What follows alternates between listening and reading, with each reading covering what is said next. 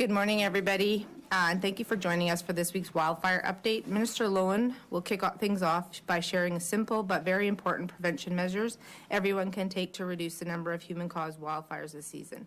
Following this, Alberta Wildfire Information Unit Manager Christy Tucker will provide an operational update for this week. And then we'll take media questions following the update. I'll now hand the podium over to Minister Loewen for this week's update.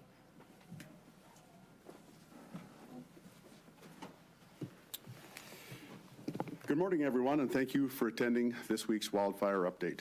I'll start with some good news, which is that we received much-needed rain and cooler weather in many areas of the province over the past week. Any amount of precipitation helps curtail active wildfires, and we're grateful for the help from Mother Nature. This change in the weather has also allowed us to reduce the size of certain fire restrictions and completely remove other restrictions or advisories in certain areas.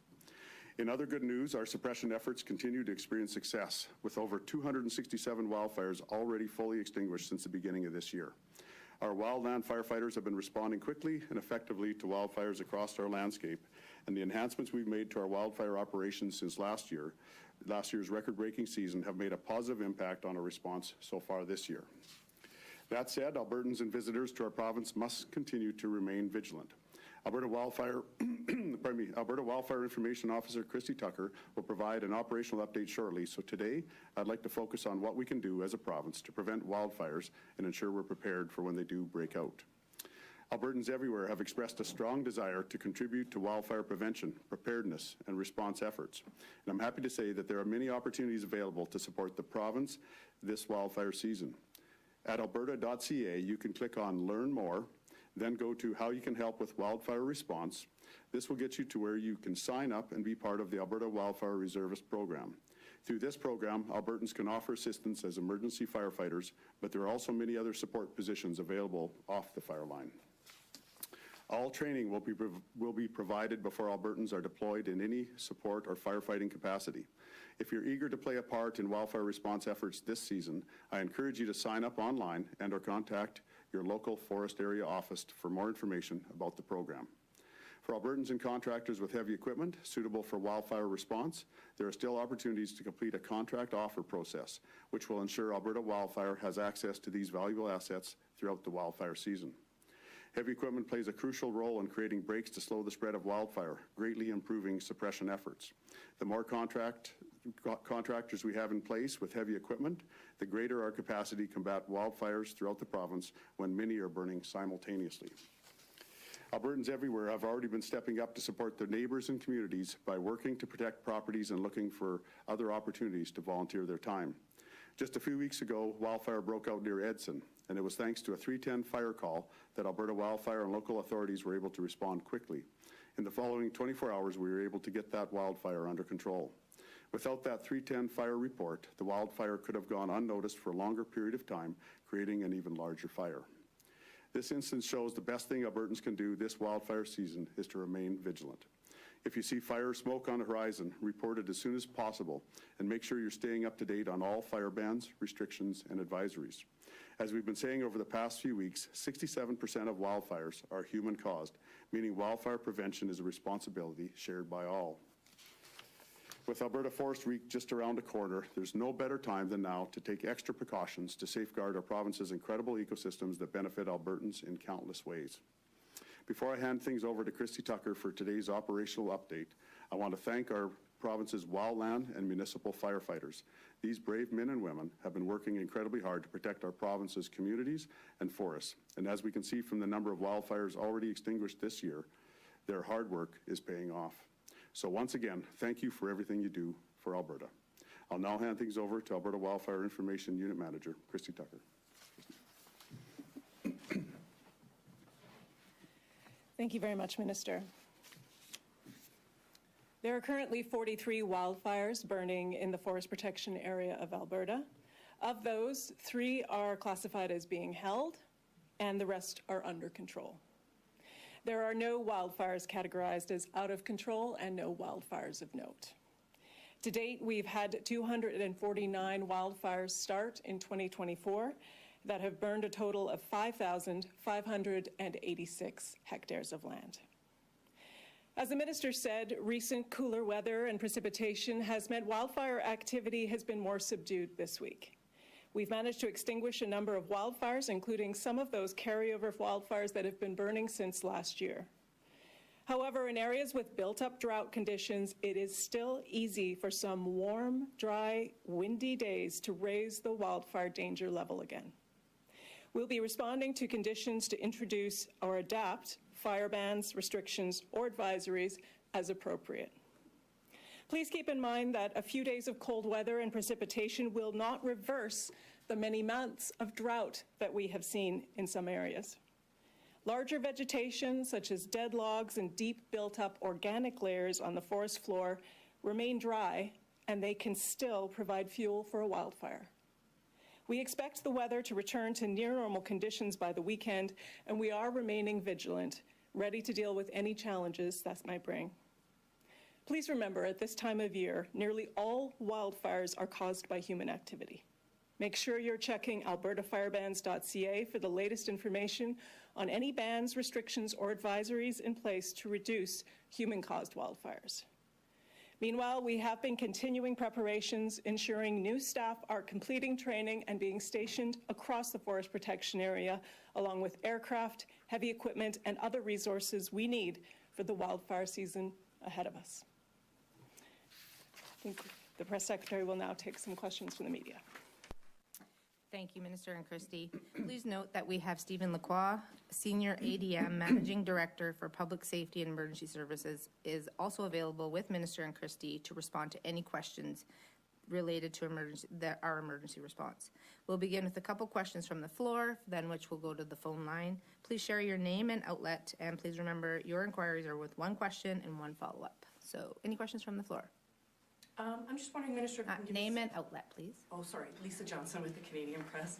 I'm just wondering if you can give us an update on staffing numbers. How have they changed since the last update? So we continue to bring more staff on board as they finish the training at the Hinton Training Center. So that's something that's ongoing and will continue ongoing into May here. When we look at staffing, I know there's, pardon me, there's always a lot of questions about staffing, and when we look at the staffing when it comes to wildfire, we have our unit crews, our Type 1 firefighters. Those are the ones that we brought on 5 extra unit crews, which are 20 people crews. So that brings on the additional 100. We have our Helitack crews, which are our First Nations contract crews. And we brought on additional 5 units of them, which is an additional 40 firefighters. So again, that's the additional firefighters on the ground over and above what we had last year. But when we look at, so we have the unit crews, we have the Helitack crews, we have got the FireTac crews, we have our incident management teams, which of course are wildfire fighters with experience that are working in, overseeing the overall project of wildfires. We have our helicopter pilots, we have our plane pilots, we have our communications people, we have the people working in warehouses. So when we look at the the overall number of people working on wildfire in the province, it is a huge number. And when we talk about numbers, it's always easy to look at one part and not another, or try to look at the overall picture. But I think it's just important to remember that when it comes to the numbers, we have added an additional, as far as boots on the ground, the additional 100 firefighters, the 5 unit crews at 20 apiece, and the 5 additional FireTac crews, which is 8 people a piece. So that additional 140 on top of what we had last year. Now, of course, we've had other staffing levels increase too, that are the support staff. So again, we've had a substantial number of increase of staffing, but these numbers change daily as people become trained and come onto the field, and as we're needed in the process of wildfire. I'm not sure if this would be for Christie or for you, but you mentioned the precipitation has allowed some restrictions to be removed in some areas. Can you give us some specific examples of where it's had a big impact and fire restrictions are being lifted? Go ahead, I guess. Yeah. Well, we have anyone in the south of the province will have noticed there's been some significant precipitation over the last few days. So we are looking at lifting the advisory that was in place for the Calgary forest area. We also have looked at alleviating some of the restrictions in place in the more sort of central west part of the forest protection area. We are keeping restrictions in place up in the northern area. That's where we've seen the greatest drought impact.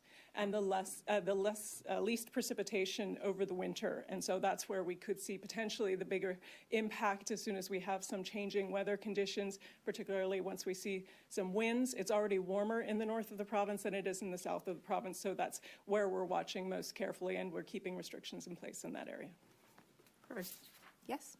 My question is for Chris Tucker. I just wonder, how do you see the next 2 weeks, for example, in terms of forecast? Well, we are more accurate in the next few days rather than looking far into the distance, but we are seeing a return to near normal conditions. Fortunately, we are maintaining slightly cooler temperatures than we would normally see, so we are expecting that cool weather to have a positive impact on wildfire behavior in keeping it low, meaning it maintains manageable levels. If we start to see sudden wind events, that could create extra difficulties with the conditions. So we are watching very carefully. We want to be flexible, particularly when it comes to putting restrictions, bans, and advisories in place. We want to be able to react to the conditions that we're actually seeing on the ground and the wildfire danger that we see as a result. Follow-up? No follow-up? Okay, we're going to go to the phone. Again, yeah. Travis McKeon, CBC News. As you mentioned, there's no fires that are out of control right now, but are there any areas of the province where you have people off crews on standby or more attention right now in case that changes? Yeah, absolutely. We do have crews out there that are working on wildfires, even if they are not out of control. We certainly have fires that are being held because of the work of firefighters on the ground and the work that's being done to contain those wildfires. So we have many staff out there, hundreds of firefighters on the ground right now working, and they will continue to work. The fact that we don't have an out-of-control fire at the moment is a testament to both the work of those firefighters and the break in the weather that we've had with the cooler temperatures and precipitation. Any specific areas where they're at right now? We have firefighters all across the forest protection area of the province, as well as some areas assisting with mutual aid fires outside the FPA. In particular, we are seeing several being held fires that are more in the sort of central northern part of the province, and that's where crews are able to be exported. If they're in an area with lower activity, we can move them there to where they're seeing more activity. Thank you, Travis. Oh, I thought that was your follow-up. I'm just hoping to clarify on the first one with that. With the areas where there was burns last year in these communities, is there considered less of a risk now because the burn in those areas and the precautions they took to hold off fires, or how do you kind of see those areas and those communities? Well, one of the things many communities in Alberta were busy doing, and that we were doing as well, was building fire guards and fire breaks around some of the areas that were more directly threatened by wildfire, particularly in communities. And those fire breaks are useful in removing fuel that would be between a wildfire and a community. And so the fact that there is burned area does reduce the amount of fuel that's there, but of course the forest, the ecosystem does start growing back fairly quickly. We'll start seeing fireweed and some other vegetation that starts to come back. So fire breaks do need to be maintained. Burned over areas do start growing back, and so it certainly does reduce the amount of, say, long-standing dead fuel that's near a community, would cause a greater risk of wildfire than an area that has been cleared or removed from the fuel. Great. Okay, thank you for that question. We're going to go to the phone line. Operator, can you please put through the first caller? Nicole Weiberg, GTV. Hi, this question is for the minister. Just doing some stories about the fires last year and looking back at, how much land was burned, a historic amount. And I was just wondering if the province, whether that's kind of changed the province's approach to forestry management, whether there's been any consideration to limiting lumber development and that kind of thing because of just how much forest was burned last year. Yeah, so with the forestry companies, we encourage them to do as much of the harvest of this burnt timber as possible. That's it within their forest management area. And that's because there's only a limited amount of time that lumber, that timber is actually good for forestry operations.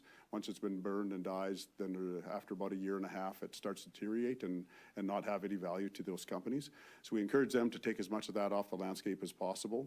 And they have been doing a great job of that so far. But as you mentioned, we had an enormous amount of land burnt last year, so it'll probably be impossible to get it all off in the amount of time that's needed. And then it will affect their operations going forward as far as how much available timber that they have on their within their forest management area. So that is a concern. It's a concern for us. It's a concern for those companies, and it will change their operations as they go forward. Since I have an extra question, I might as well ask. I'm not sure if anyone has asked at previous news conferences about last year's emergency alert system. I heard that there might be some changes this year, that there was almost too many alerts last year because I think it had to be renewed every 24 hours or something like that. Any changes coming to the emergency alert system? I'll let that question go to Steve Lacroix. Yeah, thanks for that question. Our first priority is preserving human lives, as you would understand. So Alberta is privileged to have a very decentralized alerting system where we have 500 end users qualified to issue their own alerts based on their read of the situation on the ground. The government also has the ability to issue these alerts if necessary.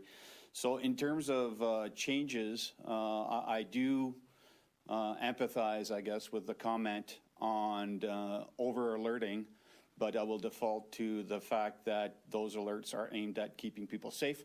And if the local authorities feel a need to issue those alerts, they're totally enabled to issue those alerts on behalf of their own communities. Thank you for the question. Operator, can you put through the next caller? Carly Robinson, City News. Hi there. This first question for Christy. I'm just wondering, with the built-up drought you were talking about, what the conditions look like with that for fighting wildfires, and how much rain might be needed to really get rid of that built-up drought? Thanks for the question. We have various categories of dryness of fuel that we look at when we're evaluating what the wildfire danger is across the province.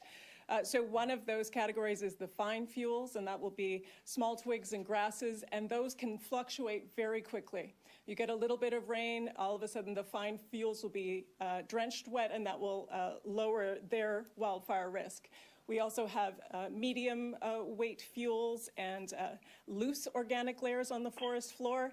And then we have the heavy fuels, and that's what I'm referring to when I'm talking about the drought code. Those are the larger fuels. Those are the larger tree trunks that have fallen down in the woods, those deep organic layers. And those are the ones that take the longest to change. So a few days of rain will certainly make a difference on the smaller, finer fuels. But when you're looking at those large fuels, they have been dry for a very long time. We've had drought through the winter and even into last year. So those have been continuing. It will take much, much more precipitation to turn those around. So when you're looking at, say, for example, some of the maps on our website, that will show you all of the different ways that we read the dryness of the fuels and the wildfire danger. When you look at that drought code map, you're going to see some areas of high to very high to extreme wildfire danger still, even in this cold weather and the snow and the rain. So that certainly takes a lot longer to turn around. So we would be looking at a week or so of steady, solid rain before we actually saw a major turnaround in some of those heavier fuels. And just on the contractor front, I'm just hoping to clarify, is this something that Alberta has done long-term, or was this brought in more last year with the magnitude of the fire season? So the contractors with the heavy equipment, that's something that we've done in past years. It's been going on basically since the start of fighting wildfire here in Alberta. So that is something that's been consistent, and we've continued that on. We always want to have as many options when it comes to heavy equipment, because we want to make sure that people don't have to transport their heavy equipment too far. Want to make sure that we have some in each area to make sure that they can respond to fires quickly. So, and it's the same with our air tanker contracts and our helicopter contracts. Those are things that we do each year consistently. Probably the biggest change has been last year bringing in the night vision helicopter contract. And then, of course, this year bringing on 2 more helicopters, night vision helicopters. So that is something that's new to Alberta, and I believe we're the only jurisdiction in Canada that has the night vision helicopters working on wildfire. So again, that's as far as the contract part, that's something, the only part that's really new. Thank you for your questions. We're going to come back to the floor. I have a question for Mr. Lecpoir in French, maybe. I can ask it in English too, so you can repeat the answer in English afterwards, but... Can you just repeat your name and yeah, your... that is a good point. Yeah. Emmanuel Prince from Radio Canada. Alors, qu'est-ce que les gens devraient amener, qu'est-ce que les gens devraient préparer pour se préparer à l'éventuelle évacuation? Qui devrait le faire? Puis quand est-ce qu'ils doivent le faire? Donc, essentially, what should people prepare to bring in case for an emergency? When should they get ready? And who is most at risk right now?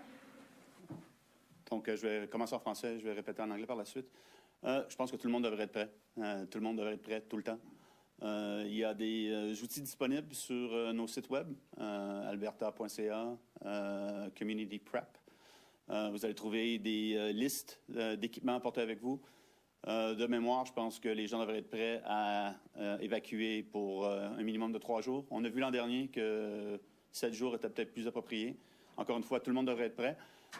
Et dans ce sac à dos, si vous voulez, d'équipements que les gens devraient apporter avec eux, il y a des documents importants qu'on ne veut pas perdre en cas de feu. Je pense au passeport, certificat de mariage et ainsi de suite. Vous devriez aussi avoir vos médicaments. Vous devriez avoir des vêtements pour vous soutenir pendant 3 jours.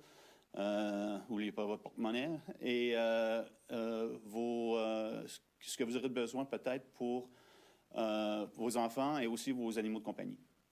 Mais encore une fois, tout le monde devrait être prêt et l'information et une liste de l'équipement à apporter est sur nos sites web. So what I was saying is that from my perspective, I think everybody should be ready to evacuate at a moment's notice. We saw last week how this evolves very quickly. If you go to the alberta.ca /community prep, you will have lists of equipment that you would take with you. And again, as I was saying in French off the top of my head, important documentation that you probably want to take with you, identification, passports, wedding, marriage licenses and the like.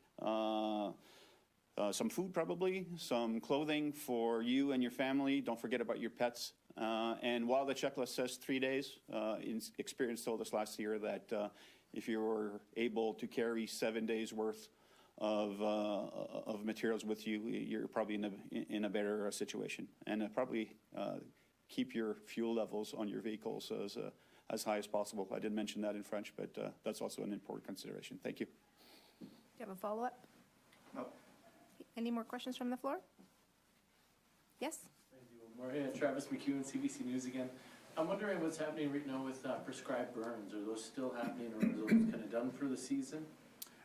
Yeah, so we do have a very good program that's been initiated, and we do really want to focus on doing more prescribed burns in the future. We had some prescribed burns ready to go at the beginning of last season, but of course with the season that we had, we put them on hold. If we see how things progress this season, then hopefully we can get more of these prescribed burns done. Prescribed burns are important to stop or slow down the incidence of catastrophic wildfire, but also are good for wildlife habitat. We do have a burn that we're prepared to do in Ribbon Creek area. We've been working on that. We worked on that last year. We worked on it again this spring to kind of prepare the barriers around that area.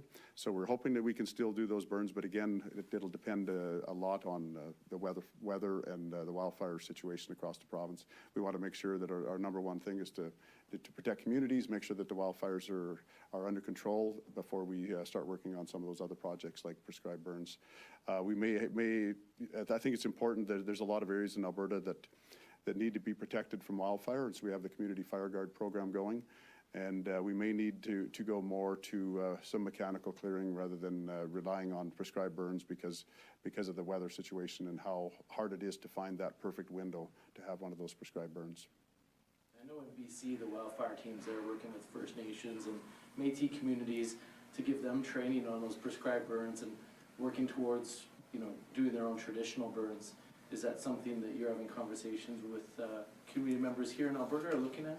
Yeah, so we do a lot of hazard reduction burns, both local municipal firefighters and with wildfire, especially in First Nations. We do a lot of that to make sure that some of those large areas of grasses and everything are, that when they do burn, that they're burning under, in a more controlled manner. I was at a forestry conference with Alberta Forestry here a couple months ago, and we had a First Nations individual come in and present on kind of the Indigenous aspect and on wildfire on wildfire, not just wildfire, but on prescribed burns and how that helps the habitat for the wildlife and things like that. So that perspective is definitely being respected and understood. And again, I believe it's incredibly important. When I was first called as minister, that was one of the things that I wanted to make sure that we were on top of, because it is something that's, because of the limited time frame and conditions that we can do prescribed burns, it really limits the amount that's happened. And we need to actually accelerate that if we can. So hopefully we'll have good conditions this year and we'll be able to get some more of those prescribed burns done across the province. Thank you. Any more from the floor? No? All right. Well, that's the conclusion of our this week's briefing. Thank you, Minister Christie and Stephen, for participating. And we'll see you all next week. Yeah, thanks everyone.